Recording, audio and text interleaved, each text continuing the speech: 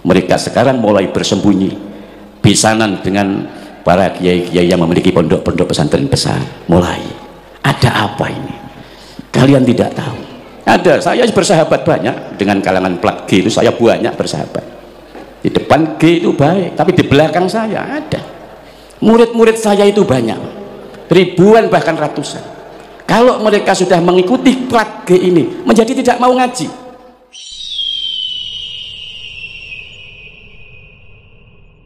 Kami ini tidak menebarkan kebencian, tidak. Kami itu harus mengedukasi umat. Ingat ya, NU dan Ansor ini adalah khadimul ummah. Apa Pak? Khadimul ummah, pelayan umat. Lah kalau pelayan umat, layanono umat ini sesuai kepentingannya umat. Umat gak butuh kok apa-apa. Seandainya kalau dulu jangan disampaikan Imam Malik, Imam Syekh Abdul Hasan Ali bin Abdillah bin Abdul Jabbar Asyadili, nek ngaji semua ini pulang itu disangoni semua. Lagi lamun toha sugih tak sangoni sampean. Lah karena saya gak sugih ya gak bisa saya nyangoni sampean. Kalau dulu Imam Malik, Imam Abdul Hasan Ali bin Abdul Jabbar Asyadili, semua royahnya nek ngaji disangoni pulangnya karena kaya. Paham gak? Allahumma sholli ala Muhammad. Hadirin yang dimuliakan Allah Subhanahu wa taala, saya sepakat dengan Ketua Tanfid tadi sebagai khadimul ummah. NU ini karena ya harus melayani umat sebagai khadimul ummah. Dan satu-satunya organisasi, saya sampaikan lagi, yang betul-betul mengawal kedaulatan bangsa dan negara itu hanya NU. Dan NU yang diandalkan adalah underbone-nya yaitu Ansor. Allahumma sholli alaihi. Sampai saya ceritakan, makanya saya kalau ada Ansor, saya teringat peristiwa di daerah saya di Banyuwangi, bagaimana Ansor ditipu, dibantai di daerah Celuring di Semedok itu. Sampai sekarang sampai ke sana, saya masih kecil itu terjadi betul. Bapak saya ini berapa kali oleh partai terlarang itu, kalau saya sampaikan ruwet lagi siapa pemimpinnya ini. Jadi ini yang membuat kami prihatin. Jangan dikira sekarang ini kita ini ya tetap harus solid. Saya pesan NU ini harus menjaga soliditas dan loyalitas. Solid dalam ittihad kebersatuan, loyalitas terhadap NU. Namanya saja Nahdlatul Ulama, bangkitnya para ahli ilmu. Makanya dalam Muqaddimah saya tadi mengatakan Allah itu memerintahkan kita untuk nahdoh, bangkit dalam arti melawan kedurjanaan. Makanya baginda Nabi diutus ini yukhrijuhum minad dzulumati ilan nur, untuk mengeluarkan umat ini dari kegelapan kenerangan. Yukhrijuhum minal bid'ati ila sunnah, supaya keluar mereka ini dari hal-hal yang bid'ah yang di situ tidak direkomendasi oleh ulama, ila sunnah, terhadap sunnahnya baginda Nabi Muhammad sallallahu alaihi wasallam. Allahumma sholli ala Muhammad. Lalu saya kalau Ansor itu mengingatkan bagaimana baginda Nabi mencontohkan hubungan antara kaum muhajirin, kaum pendatang dengan kaum Ansor. Dalam piagam Madinah, baginda Nabi menyatakan al muhajirina min Quraisy wal ansori min Yathrib wal nasara wal yahud innahum kanu ummatan wahidah. Al muhajirina, orang-orang yang pindah, kaum pendatang, min Quraisy, dari Quraisy, wal ansori, daun kaum Ansor itu min Yathrib, dari Yathrib Madinah, dulu namanya Yathrib Pak, sekarang Madinah, wal nasara, dan kaum Nasrani, wal yahud, dan kaum Yahudi, innahum, sesungguhnya mereka, kanu ono sapa kabeh iku mau iku ummatan, umat wahidah, yang satu. Allahumma sholli ala Muhammad. Kalau itu saja Nabi bisa mengittihadkan, menyatukan satu, kenapa kita tidak bisa? Makanya saya tadi berbicara NU harus solid, NU harus jelas, karena banyak sekali mereka itu yang nyusup di NU. Apakah ini nanti saya nggak tahu ke depannya ini. Kalau kami sudah tahu, yang di bawah-bawah ini saya anggap anak-anak kecil itu tidak ngerti. Ada yang mereka ini kedepannya ini sangat membahayakan, tapi mereka tidak peka. Mereka sekarang marah kalau dulu nggak boleh, nggak mau, katanya hubungan dengan kaum kita kalau menikah karena tidak ini dianggap zina. Mereka sekarang mulai bersembunyi besanan dengan para kiai-kiai yang memiliki pondok-pondok pesantren besar. Mulai ada apa ini? Kalian tidak tahu.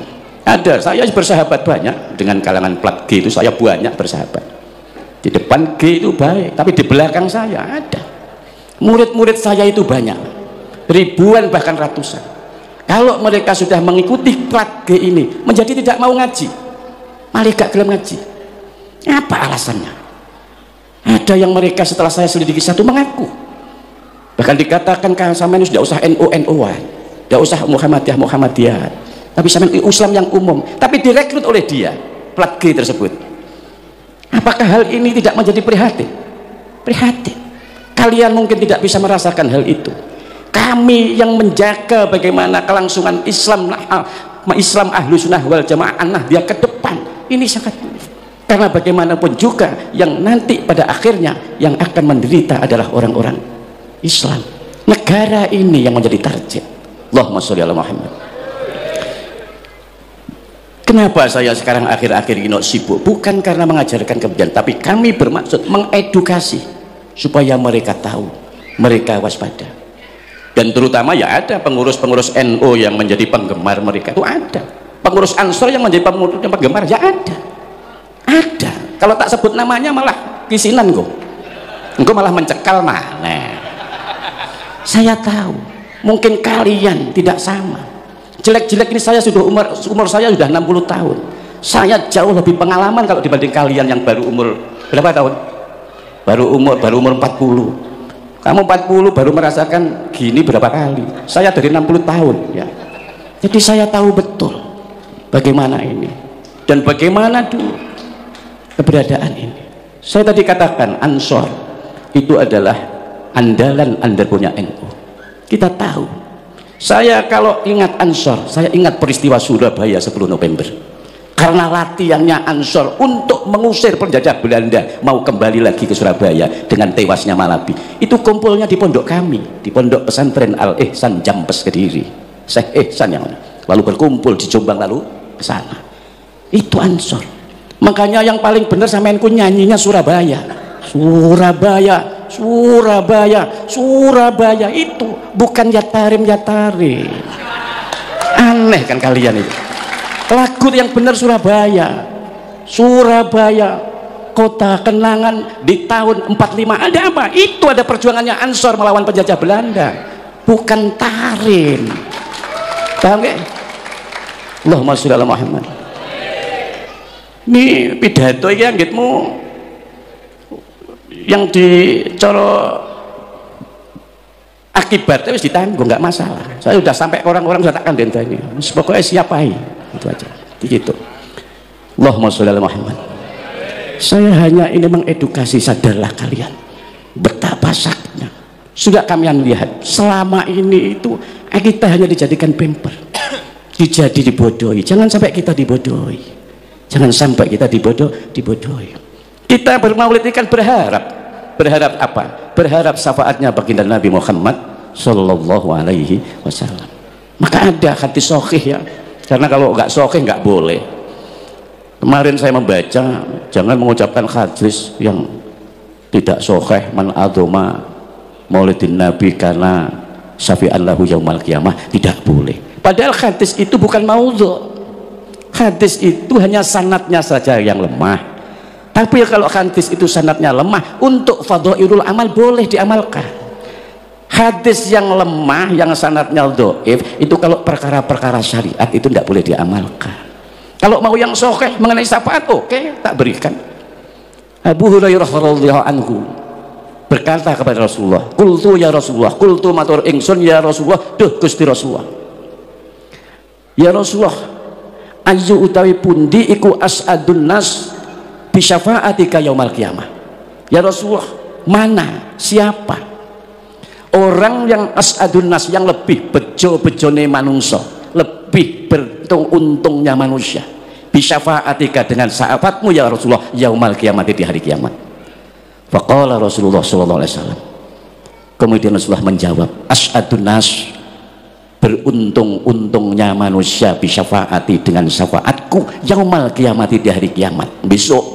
Iku adalah man orang olah yang mengucapkan la ilaha illallah, mengucap la ilaha illallah mukhlisan min qalbihi, ikhlas dari hatinya. Allahumma sholli ala Muhammad. Itu syafaat, dijamin oleh syafaat Nabi. Karena yang berhak mendapatkan syafaat satu-satunya makhluk yang ditemplei wewenang syafaat itu hanya Kanjeng Nabi Muhammad SAW.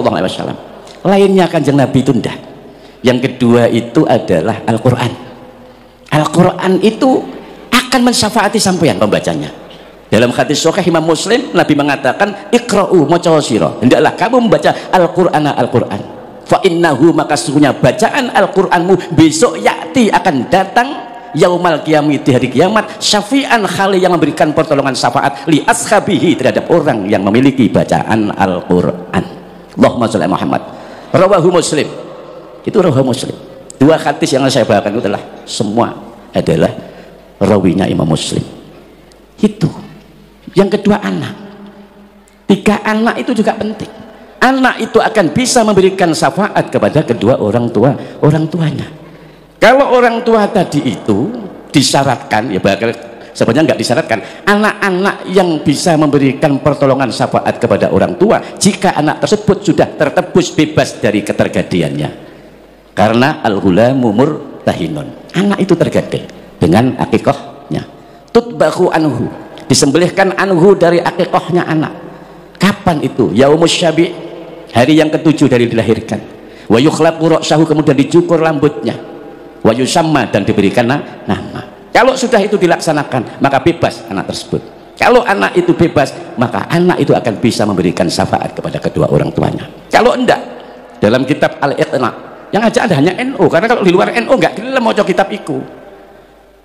Karena di dalam itu ada dawuh idza lam yu'aqqa anhu lam yusyaffa li walidayhi yaumal qiyamah. Idza lam yu'aqqa, ketika anak itu belum diakikoi, belum ditebus, maka anak tersebut lam yusyaffa, tidak akan bisa memberikan pertolongan, tidak akan bisa memberikan syafaat li walidayhi kepada kedua orang tuanya yaumal qiyamati di hari kiamat. Allahumma sholli ala Muhammad. Itu artinya seperti ini. Tiga syafaat itu yang penting. Hadirin yang dimuliakan Allah Subhanahu wa taala. Jadi hal-hal yang setidak-tidaknya kita ini mengadakan maulid seperti ini, yang hendaknya kita dengarkan, yang hendaknya kita asumsikan, hendaknya sebagai kontribusi buat kita. Itu langkah-langkah Nabi yang paling penting. Langkah-langkah Nabi bagaimana kesabarannya menghadapi situasi. Nabi tidak pernah mengatakan mencaci atau memaki. Luar biasa Nabi itu. Kalian tahu sendiri bagaimana Nabi sebagai pendatang, orang yang hijrah, tidak kelasan di Makkah. Memang sama Allah disuruh hijrah. Awalnya hijrah ke Taif. Jadi Taif di sana dimusuhi. Bahkan saat sholat ditimpakan di kepala leher Nabi itu duri-duri. Sampai malaikat Jibril dengan ibanya yang marah tuh, sampai malaikat, ya Muhammad, perlukah aku angkat gunung Uhud ini lalu aku timpakan kepada penduduk Taif? Apa jawab Nabi? La ya akhina Jibril, tidak wahai saudaraku Jibril, innahum, sesungguhnya mereka iku la ya'lamun, tidak mengerti. Inni lam ub'atsu la'anan wala adzaban walakin ub'atsu rahmatan lil alamin. Ini sesungguhnya aku lam ub'atsu, aku tidak diutus untuk la'anan, melaknat, wala adzaban, dan aku juga tidak diutus untuk mengazab, walakin, dan tetapi ub'atsu, aku diutus rahmatan, memberikan kasih sayang lil alamin, terhadap alam semesta, seluruh alam semesta ini. Apa yang terjadi? Yang kita ini itu tidak ada di situ caci maki, marah-marah. Baginda Nabi Muhammad SAW itu seperti itu karakternya, yang memang tiada lain. Dan baginda Nabi sendiri itu adalah merupakan orang yang paling dicintai Allah, dan Nabi itu adalah orang yang paling mulia di alam semesta ini. Hadirin yang dimuliakan Allah Subhanahu wa taala. Pernah baginda Nabi itu mengajarkan kepada kita, generasi-generasi yang paling penting, didiklah anakmu dengan 3 perkara. Jadi kanjeng Nabi, didiklah anakmu 3 perkara. Apa itu 3 perkara? Yang pertama, didiklah anakmu dengan hubbi nabiyikum, cinta kepada nabi kamu sekalian. Tapi dawuhnya itu adibu auladakum bisalasi hisolin. Didiklah anak-anakmu itu dengan 3 perkara. Yang pertama, didiklah anakmu itu hubbi nabiyikum, cinta kepada nabi kamu sekalian, cinta kepada baginda Nabi Muhammad Shallallahu Alaihi Wasallam. Dengan gimana caranya? Mencintai Nabi itu adalah fi'lu awamirihi wajtinabu nawahi, dengan menjalankan apa-apa yang diperintah Allah dan menjauhi apa-apa yang telah dilarang oleh Allah. Dilarang maksiat, dilarang memakan hal-hal yang diharamkan Allah. Itu ijtinab, minangka menjauhi dan menunjukkan sesungguhnya orang tersebut adalah mencintai Nabi. Yang kedua, hubbi ahli baiti. Nah, ini yang sering saya sampaikan, yang harus dipahami, mengedukasi umat Islam supaya nggak salah paham. Hubbi ahli baiti, mencintai ahli bait. Ahli bait itu keluarga Nabi. Dalam hadis Bukhari ditanyakan, waman ahli baiti ya Rasulullah, siapa ahli bait itu ya Rasulullah? Rasulullah menjawab, Aliyun wa Fatimatu wa ibnahuma. Aliyun adalah Sayyidina Ali, wa Fatimatu dan Fatimah, wa ibnahuma dan kedua anak-anaknya. Siapa? Sayyidina Hasan dan Husain. Itulah ahlul bait yang harus Anda didikkan kepada anak-anak kalian supaya dicintai. Karena ahlul bait itu dawuhnya Al-Qur'an, innama yuridullahu liyudhiba ankumur rijza ahlal baiti wa yutahhirakum tathira. Disucikan dari hal-hal bayane minal khisdi, dari hasud, wal usbi dan ujub, wa takabburi dan takabur, disucikan dari itu semua. Ya 5 orang itu ahli bait itu siapa? Nabi Shallallahu Alaihi Wasallam sendiri, Sayyidina Ali, Fatimah Az-Zahra, wa ibnahuma Sayyidina Hasan dan Sayyidina Husain. Bagaimana kalau sampean bertanya lalu bagaimana itu? Seperti Sayyid Ali bin Zainal Abidin, seperti Sayyid Ja'far Shadiq, Sayyid Al-Baqir, Sayyid Ahmad bin Isa, itu semua adalah dzurriyyah Nabi, keturunan Nabi, bukan ahlul bait yang seperti Nabi dan 5 orang itu yang disucikan dari takabur, dari sifat-sifat yang tercela itu. Kalau yang disucikan Allah dari sifat-sifat yang tercela, ya cuma 5 orang itu. Itulah yang disebut ahlul bait. Tidak bisa Anda mengaku-ngaku saya ahli bait, saya ahli bait, nggak bisa.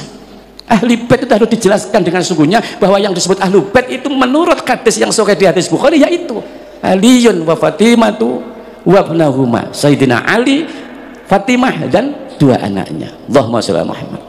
Dan ini harus dipahami, tidak usah sakit hati. Kalau Anda memang tidak pernah tahu, nenggonku tak buka nih kitab. Gitu. Memang begitu, tidak bisa dibuat buat supaya kita tahu. Karena banyak mutakharrijin, mutakharrijin itu maksud saya adalah orang-orang para alumni pondok lalai dengan pondoknya. Ya seperti tadi, berubah bahkan kadang wis gak sowan ngene kiai ini mana. Walaupun dia di sini, dia karena tadi itu tertipu dengan plat G tadi itu. Allahumma sholli ala Muhammad.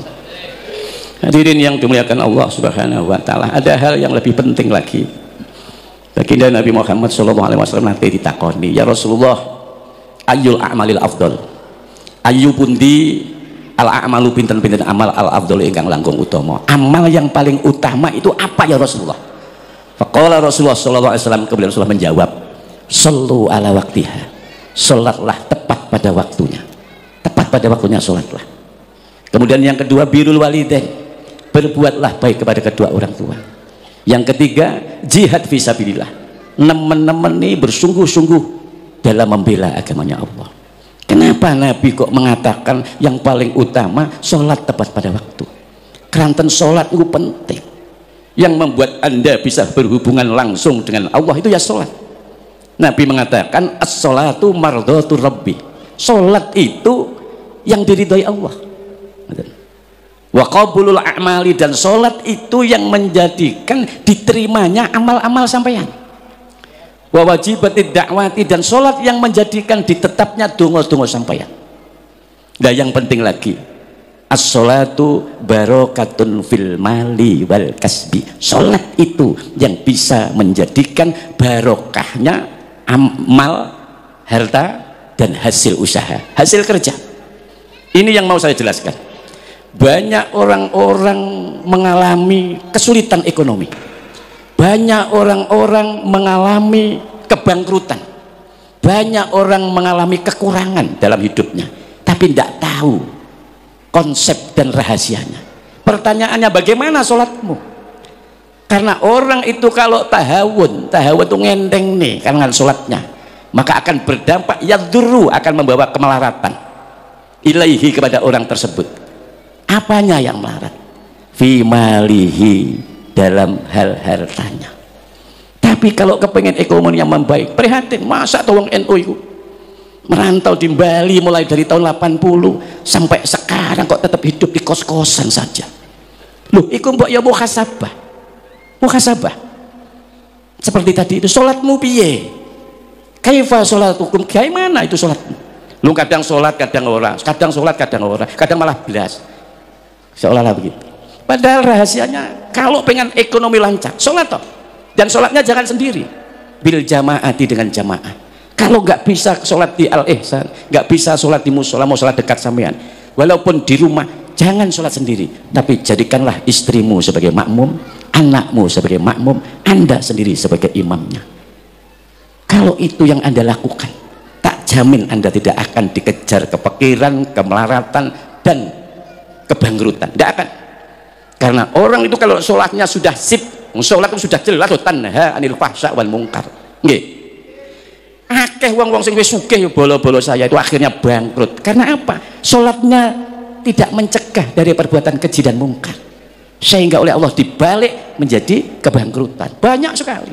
Sampai tak dudui jenenge malah roh kok. Allahumma sholli ala Muhammad. Makanya yang paling penting sholat. Sholat tepat pada waktunya itu yang penting. Karena sholat itu sendiri yang menjadi sirot lampu fi kubrihi, di dalam kuburnya. Besok niku nek mati Pak teng alam kubur niku gelap, teng kubur niku gelap sekali, gelap sekali. Tapi sholatmu itu yang akan menjadikan terang di kubur. Kemudian sholat itu juga yang akan bisa membuat timbangan sampeyan di besok ditimbang itu jadi pemberat. Itu sholat. Walau hadirin yang dimuliakan Allah, janganlah meremehkan sholat. Karena waman lam yukhaffid alaiha, barang siapa orang yang tidak menjaga sholatnya, kata Nabi, lam takun lahu, tidak ada baginya napa nuron, cahaya, wa burhanan, dan juga tidak akan mendapatkan petunjuk, wa najatan, dan tidak akan selamat yaumal kiamat, di hari kiamat. Tapi kalau orang selalu menjaga sholatnya, maka orang tersebut akan mendapatkan nur, cahaya, wa burhanan, dan akan mendapatkan petunjuk, wanajatan, dan akan selamat yaumal kiamat, di hari kiamat. Allahumma sholli ala Muhammad. Bisa dilanjut? Sebentar ya. Kemudian yang kedua, birrul walidain, berbuat baik kepada kedua orang tua. Tentu yang sepuh itu penting, Pak. Yang sepuh, walaupun orang tua kita sudah meninggal dunia, tetaplah Anda ini minimal mendoakan. Dengan doa apa? Ya Rabbir khamhuma kama rabbayani shaghira. Kalau paling sing diharap-harap teko anak niku sampean telingali toh, idza matabnu adam in qata'a amaluhu, le anak Adam niku meninggal putus amalnya, illa min salasin, kecuali 3 perkara. Sedaqatin jariyatin, sedekah jariyah. 1 meter keramik kok sedekah nih akan jalan sampai kiamat, aliran pahalanya. Kemudian au ilmin yuntafa'u bih, ilmu yang bermanfaat, terutama ilmu ngaji. Kemudian yang ketiga itu adalah waladin sholihin yada'ulah, anak yang soleh yang mau mendoakan kedua orang tuanya. Itu sing dintenteni. Allahumma sholli ala Muhammad. Hadirin yang dimuliakan Allah Subhanahu wa taala, tadi itu zikirnya dengan bismillahirrahmanirrahim. Sampeyan harus tahu juga. Sampeyan kalau kepengen tahu itu sing paling dekat itu kitabnya itu Tanqihul Qaul. Sing fasalnya berkaitan dengan bismillah. Ayo sampeyan kula ceritakan. Allah itu menurunkan kitab dan suhufnya itu beratus-ratus sampai 114, ada yang mengatakan 141. Kemudian Allah ringkas 140 menjadi 4 kitab, yaitu Taurat, Zabur, Injil, dan Al-Quran. Dari 4 kitab itu Allah ringkas menjadi satu Al-Quran. Dari Al-Quran itu Allah ringkas menjadi satu, yaitu suratul Fatihah. Surat Fatihah teringkas semuanya ini di dalam kalimah Bismillahirrahmanirrahim. Itu keterangan di dalam kitab Manahijul Imdad, syarahnya kitab Irsadul Ibad. Bismillahirrahmanirrahim, pusatnya adalah di titiknya huruf ba. Disitulah pusatnya kita semua dari Allah dan akan kembali kepada Allah Subhanahu wa Ta'ala. Mudah-mudahan apa yang saya sampaikan ini bermanfaat. Saya tetap berharap Ansor ini supaya solid, supaya loyalitasnya tinggi, terutama kepada NU. NU ini harus dijaga, layanilah umat. Caranya gimana? Saya tadi pesan ke Mas ini terakhir ya Mas. Mas, Ansor ini kalau kepingin sering-sering gaya kegiatan minimal 3 bulan sekali ngaji kayak gini ini, ngaji kayak gini ini, ngaji apalah judulnya, digaya-gaya nih, gaya rejan-rejan loh bahasanya wong Jawa, sering-sering anaknya rejan-rejan itu rame-rame ya, ikhtifal ini, ikhtifal itu kan rejan. Yang namanya ikhtifal niku Pak enten makalah ndawaken seperti ini, al ikhtifalu bil maulidis syarif la yahtaju bil hadis sahih bal yahtaju bi qalbin sahih. Ikhtifal perayaan ngaji tidak membutuhkan hadis yang sahih, nggak butuh, tapi membutuhkan hati yang sahih, hati yang ikhlas, hati yang sahih. Itu yang penting. Saya itu sering ngajarkan ngaji-ngaji, sebenarnya apa tujuan saya tuh supaya saya kok terkenal ndak. Saya itu dari kecil sudah terkenal, sampean mlaku-mlaku wis teng Banyuwangi piye to toha kayak anak Mbah Yainan, orang akan mesti kenal, wah arek iku cilike bajingan niku. Terkenal saya dari kecil itu, dari mulai tahun 68 wis terkenal sampai saya mahasiswa udah terkenal saya itu. Jadi gak perlu saya diterkenalkan, gak perlu, karena saya ditahu di hikam itu mengatakan la tuhibba an tu'rafa wa la tuhibba an la yu'rafa innaka mimman yuhibbu an la yu'rafa. Itu tak cekeli, aku gak pengen terkenal, sehingga aneh kenal kan sampeyan niku. Tujuan saya istighosah apa ini supaya apa? Supaya NU ini ajarannya tetap lestari, supaya NU ini tidak dirongrong oleh kelompok-kelompok yang lain. Itu tujuan saya. Makanya saya tidak pernah tidak melibatkan hal-hal yang berhubungan dengan Nahdlatul Ulama. Makanya saya ini wis kalau dari PW ini barang ora patek kene pengajian-pengajian kadang ketuanya diundang muslimat barang ya ora teko ya ora apa-apa, wis aku sing teko ngono ae. Allahumma shalli Muhammad. Itulah yang bisa saya sampaikan, mudah-mudahan bermanfaat. Marilah kita bersama-sama berdoa. Al-hadiniyah wa al-niyatin sholihah. Al-Fatihah.